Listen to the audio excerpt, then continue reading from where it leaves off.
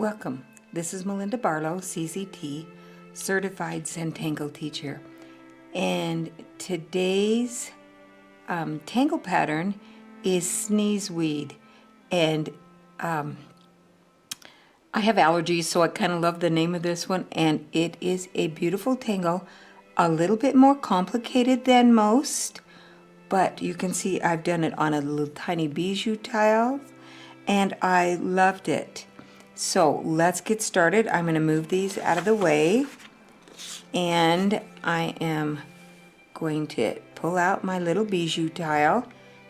So here we are. I'm going to do a tile on the little bijou tile, and you're going to be surprised at how tiny the squares are.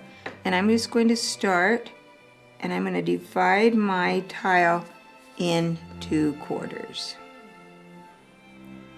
so that I have 4. And then I'm going to divide each one of these into thirds.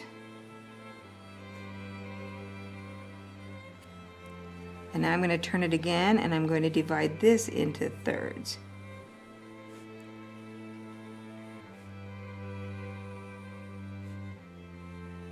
And you can see I didn't do a border or dots or borders. I'm doing the complete tile. And so I'm going to start here at the top, and I'm going to make a kind of a little curve line. Then I'm going to skip this tile, this square, and come down here and make another one. And I'm going to do that so that I have boxed in this little square in the center. And now I'm going to skip a square, and I'm going to do one concave. So you can see that this one is opposite. They're opposites of each other. And so I'm going to do it again.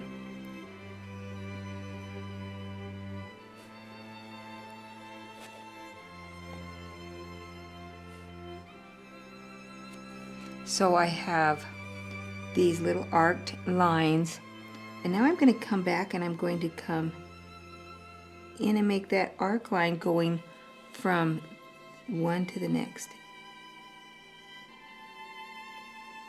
And I kind of want it to kind of look like it's going under. And this one, I'm going to have it go over, and they're going to meet. When you do the very edge, sometimes you run off the edge. And then I'm going to make this one's going over.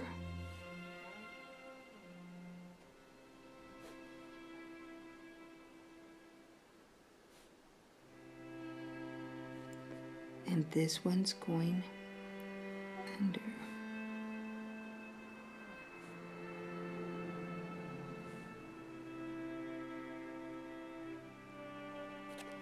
About made a little mistake there, but there's no mistake in Zentangle.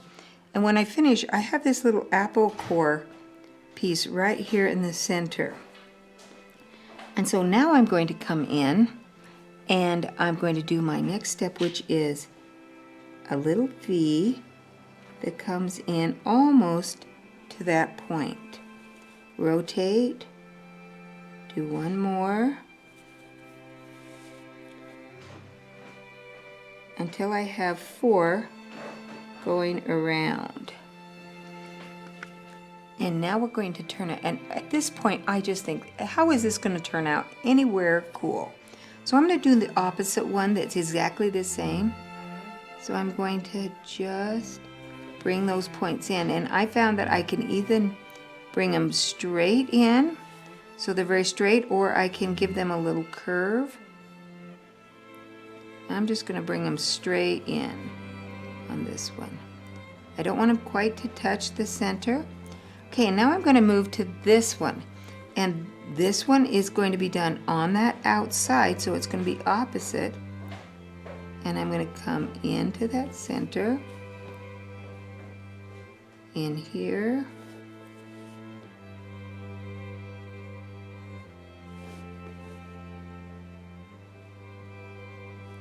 And this is where I kind of ignore the little grid pattern. I use it a little bit, but I basically am really not paying much attention to that grid pattern that I did in pencil.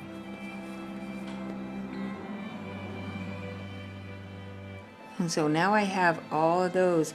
Now it's time to blacken in, and I'm going to change from my 01 pen to the Apprentice pen, which is a little fatter nib, and I like it to color in, to darken it in. So I am just going to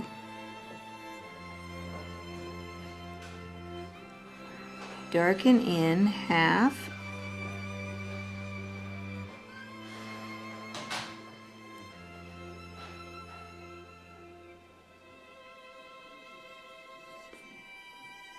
Of each one of these. So here I go again. I'm just going to kind of bring my line so I have a little straight line in the center, and then I'm going to darken in. And the reason I change pens is this fills in much faster, and I'm kind of heavy-handed, and so when I fill in, I tend to push too hard on that 01 nib, and it kind of collapses it, and I try to be a little bit more gentle on them. And this plastic nibs, I don't have that problem. So you can see I'm just going around, and I'm going to do that. Now on these that were kind of narrow, I'm going to have a little bit, it's going to be a little bit different. Those were kind of slim.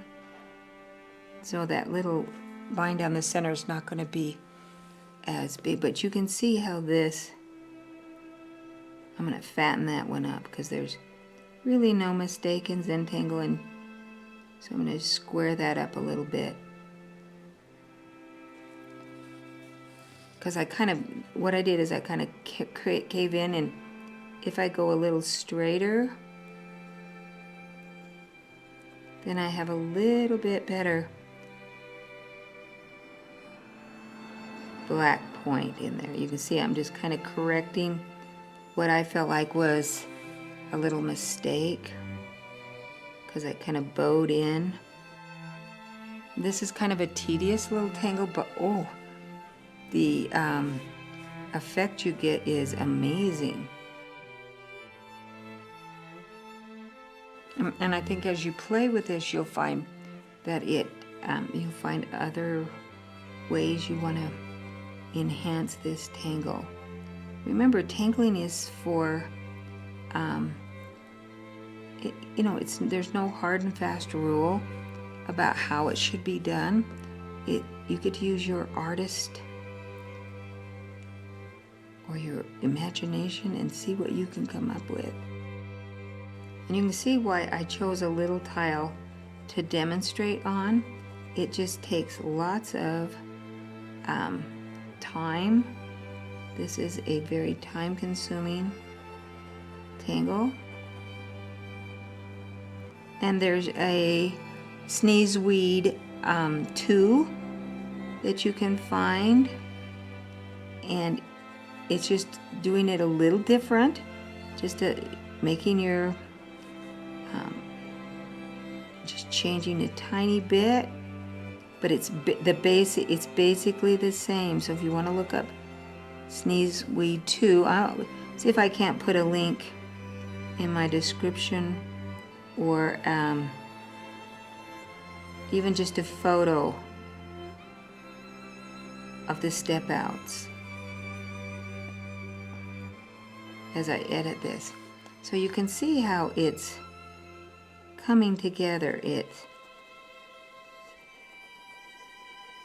starting to get a little better look to it as you put the black. And I'm a firm believer that black, giving it that contrast, really makes this particular tangle pop. Now we have what I call a little apple core. Boy, I about forgot. Right here. And I'm just going to aura this so you can see it.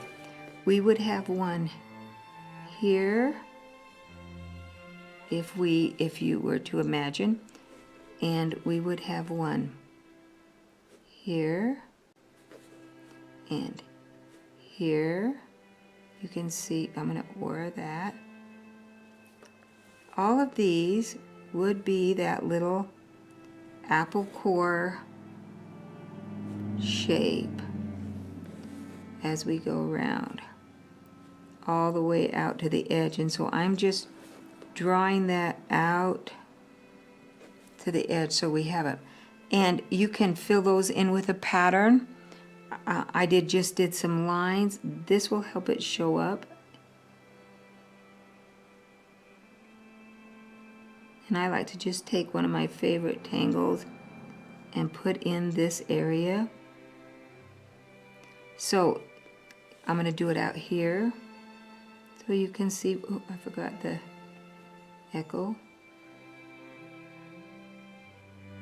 I don't normally do all the way to the edge tangles, but you can see where that little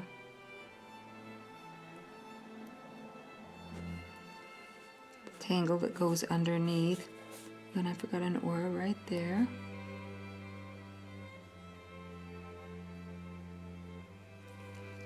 And there we have it. Now, when we shade this is when it really starts to come alive. So I'm going to just give this a little bit of shade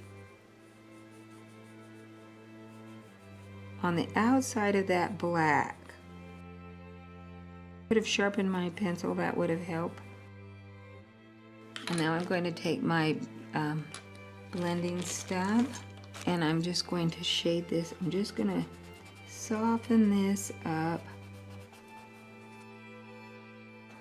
That graphite, just soften it up a little bit so it blends in. And I can see as I work here that I have forgotten a couple of other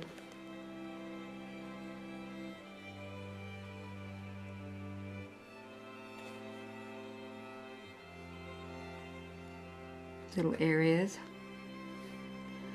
I just didn't get them, but there you have Sneezeweed, and you can see that this one is done with the little squares a little bit closer together.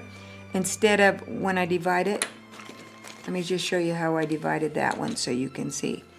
I divided it in half, and then I divided it in half again, and then in half again. So my areas are really tiny. So my grid is very tiny. So to get it even, I go in half, and then I do those in half, and then I do all of these in half, making a very small grid to accomplish that size. So it's very small. Thanks for watching. Don't forget to subscribe to this channel. I have new videos on Tuesdays, Thursdays, and Saturdays. And I was reading in a book, I was in the doctor's office today and I was reading about Alzheimer's. And if you want to ward that dreaded disease off, even if you have it in your family, if it's hereditary, you can stimulate your brain by learning a new Tangle pattern every single week. And it will help stimulate your brain and ward off that dreaded Alzheimer's disease. So, wow, there's a plus in doing art. Thanks again for watching. Don't forget to subscribe.